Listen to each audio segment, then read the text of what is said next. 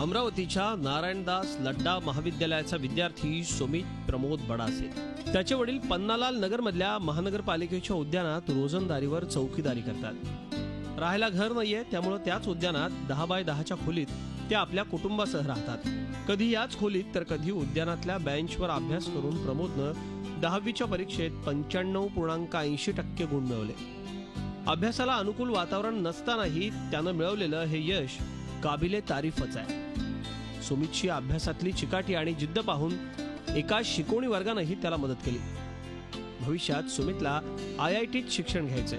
मी दररोज पहिल्यापासून जेव्हा मन केलं तेव्हा अभ्यास करत होतो आणि विशेषतः सायन्स मला जरा हार्ड जात होता, म्हणून मी सायन्सची सकाळी 4 वाजता उठून अभ्यास करत होतो किंवा जनरल सायन्स यामधून घेऊन IIT बनण्याची इच्छा आहे. अत्यंत प्रतिकूल परिस्थितीत सुमितनं हे यश मिळवलंय. त्याच्या शिक्षणाकरता वाटेल तेवढे कष्ट उपसण्याची त्याच्या वडिलांची तयारी आहे. सरांनी आणि नारायणदास लड्डा शाळेने आम्हाला भरपूर मदत केलेली आहे. अशीच त्याला मदत अगर राहिली तर माझा मुलगा आता 10वी नंतर जनरल सायन्स घेणार आहे आणि त्याची इच्छा IIT करायची आहे. उद्यानाच्या एका कोपऱ्यात बसून तासनतास अभ्यास करून सुमितनं हा यशाचा बगीचा फुलवला. मात्र परिस्थितीच्या रेट्यापुढे हे फुलणारं झाड कोमेजून जायला नको.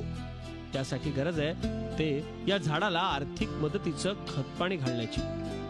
चला, सुमित बडासे नावाचं हे रोपटं वाढवूया, त्याला आर्थिक मदत देऊया.